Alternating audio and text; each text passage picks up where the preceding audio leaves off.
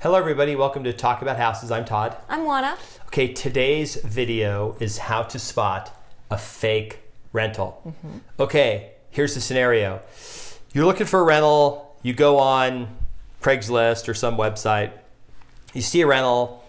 How do you know if it's legitimate? Like, Good what are question. some things? What are some things you might want to look for? So Oana, name something that you as a consumer think you should be looking for. Okay, so find out who's renting the house. So, for example, if it's a property management company, look for their license number. Look up their license number on that state's governing body website. And like in the case here in Nevada, it's the Nevada Real Estate Division. Look up their license on there. Make sure that the license number and the name match. Contact them and speak with them. Make sure that this is legitimate. If it's a private party, this is a lot more difficult. Yep. So this is where it gets really sticky, and this is where people get into trouble. So the first thing that I tell people is go on the assessor's website and make sure that the person that says that they have the right to rent you the property is the person on the assessor's website listed as the owner. Yeah, so if the assessor website says the house is owned by the Federal National Mortgage Association and some guy named Joe Smith is trying to rent you the house. That's a problem. Now the other thing too is, Oana mentioned that the advertisement, say it's Craigslist or whatever, just picking on them because they have the most fraud. It says, Acme. Yes, I've seen that one actually. Acme Property Management. And it says it's Joe Smith. And you go on the Acme property website, and there, lo and behold, is some guy named Joe Smith. But you don't know that the Joe Smith, you don't know, first of all, if he's actually the guy. Especially if his email address is joe.smith123acme@gmail.com. Okay?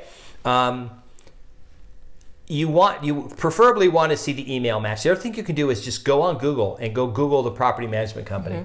Call them and say, do you have a guy that works there named Joe Smith? Can I talk to him, please? I'm interested in the house he may have for rent. And then, or say, is your company managing this 123 Elm Street, this property I've been looking at? If they go, no, we have no idea. And this is why. We had a case where somebody put an ad, and a person responded to it.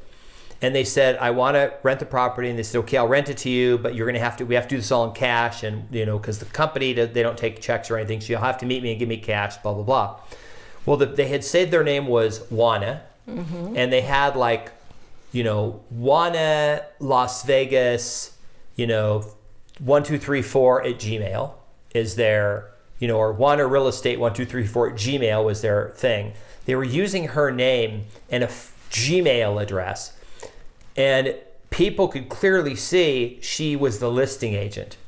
But the person was pretending to be her. It wasn't really her. And how we found out about it was another agent called and said, hey, I just found out this is going on. And we're like, well, that property's not for rent. It's for sale. It's a bank-owned home. And they said, oh, because the person called me and said that they had talked on the phone and you were trying to get him to give them cash, and they thought that was fishy. And I'm like, no, she didn't talk to anybody. So, important thing, try to verify the identity of the actual person and make sure they're somebody that's in the profession. Absolutely. The other thing that's happened to me is my assistant was at a property and somebody said that they were me. So this person who was showing the house to somebody that they were trying to rent the house to, this house was not for sale. It wasn't for rent, it was for sale. My assistant was there checking on the house, and this person said that she was me. Now, my assistant has known me for many years, and she's looking at this woman going, well, I know her. She signs my checks. You're not her. Yeah. So that has happened. So be very careful who you're dealing with. We can't emphasize that enough. We want you to have a good real estate experience. We want you to be safe. We don't want you to lose your money. We want to make sure that you get the house that you want and that you have a good experience. Make sure that whoever's renting you the house, if it is private party, they are really the person who owns the house. Ask for ID. Look up in the tax record to make sure that this is the right person. Yep. If it's a property management company, definitely speak with the office and verify that they indeed have that property listed, and this is the person who you should be working with. You should not be paying anybody cash ever. Never. Do not pay them ever. cash. If you're paying cash and you've never met this person before, and it's the first time you're renting the property, and especially if it's too good of a deal. Hey, properties like this rent for $1,500, but I'll rent it to you for $1,100. But I need 3 months up front right now. You're like, man, that's a smoky deal. I'll just pay. I'll go get $3,300 cash, and I'll meet him at Coffee Bean. And then, okay, so that's another tip. Identify the person. Don't pay cash.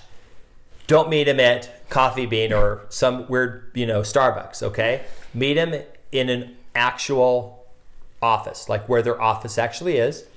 The other telltale sign is they don't have keys. Hey, you know what? I'm managing it for the owner, but he left. He didn't give me any keys. So what we're going to do is we'll sign all the paperwork for the house. You saw the pictures because they're online, but they could have stolen the pictures from online. As soon as I give you the lease agreement, you can just have it rekeyed. And then you'll have access to the house. And here's the lease agreement. See, I've signed it. You can sign it too. So just because you have a signed lease agreement doesn't give you the right to property. Because what's going to happen is the owner is going to go, why are you moving into my house? And you're going to be like, well, because I have a lease agreement. They'll be like, guess what? I didn't lease it to you and I own the house. And then you're out the money. Right. So in Nevada, this was such a big problem that our state legislature took steps to protect the public. Yep. So now what's happened is if you are renting a property through a property management company, through somebody who has a real estate license, then you can go ahead and sign documents just between you and that real estate licensee. However, if you are renting the property private party, now those documents have to be notarized because the state has been trying to protect tenants from being taken advantage of by people who do not actually have the right to rent the property. And here's the problem.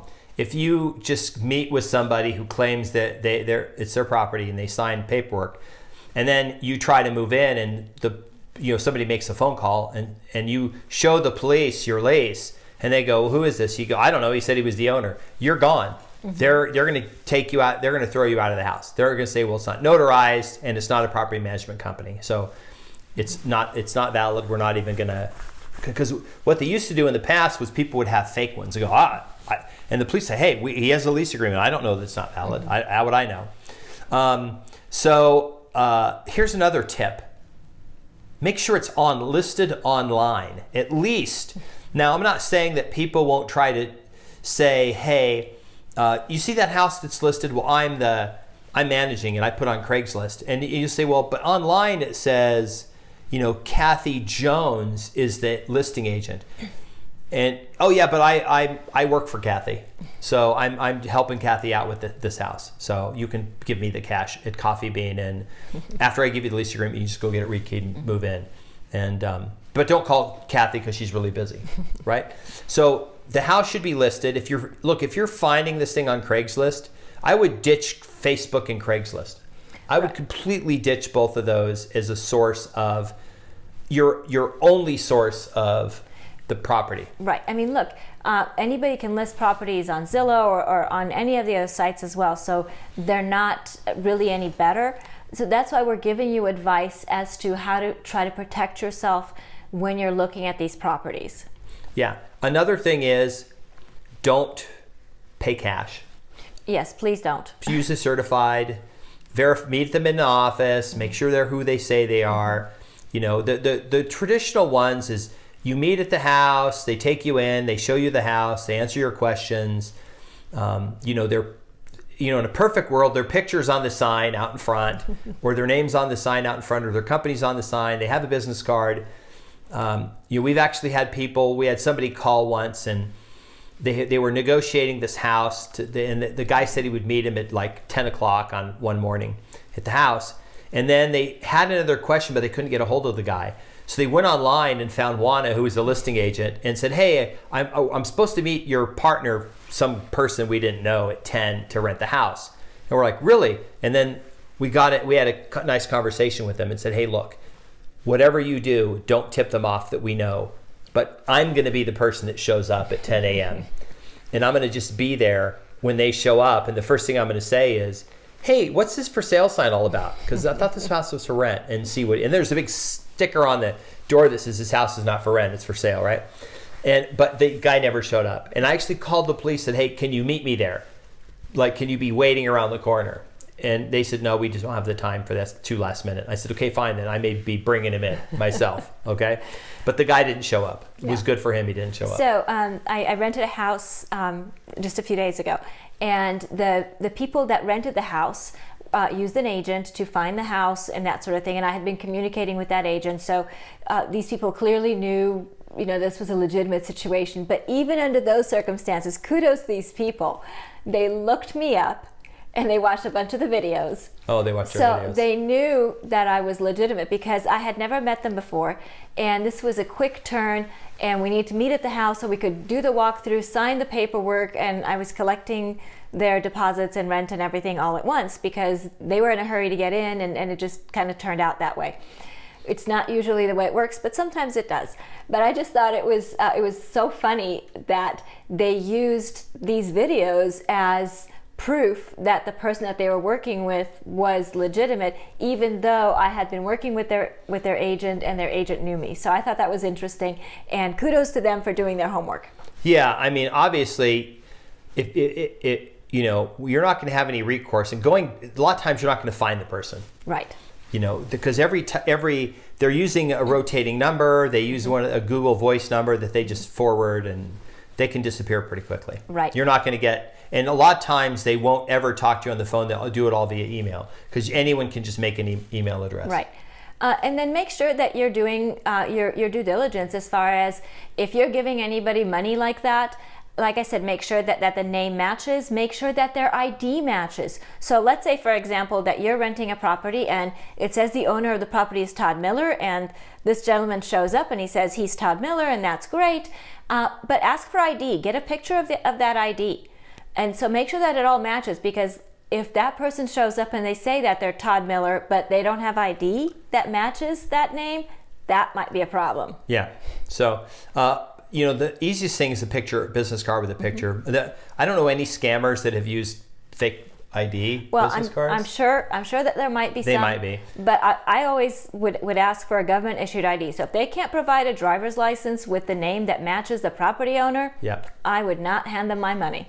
And it probably goes the same if you're buying a house. Especially if you're handing over a large earnest money deposit check or earnest money cash, which you shouldn't ever do cash. You should do the easiest way to do is wire transfer if you're going to do earnest money. Don't do a check, because he could take the check and say, okay, it's $5,000 earnest money. I'll present the seller, but I'm not going to cash the check. And then he'll run down and try to cash the check somehow. Right. Well, and then if you're purchasing a house, private party that way, still use an escrow company. Let them let them help you through the process. That's a whole nother video. And all of that. So generally speaking, if you're buying a house, do not buy it straight across the table from somebody. Use an escrow company. Absolutely. I think we have a whole video about that somewhere. Okay. Anyway, so that's sort of our how to spot a fake rental. Kind of important thing. It's you'll hate it, and even on Craigslist, when you go on there, it says beware of rental scams, because they know that they're out there and people are using that platform. Anyway, so if you have any questions, put them in the comments below. We respond to all the comments. And if you made it to the end of the video, then you have to subscribe. It's the law. It's the law now. It's you have to wear your mask while you're subscribing to the video. You have to do it now. It's mandatory. Or next time you go fly, they won't let you on the plane. We'll call them and let them know you didn't subscribe. All right. Well, hit the notification bell, leave us notes, and we hope you don't get scammed. All right. Bye. Bye.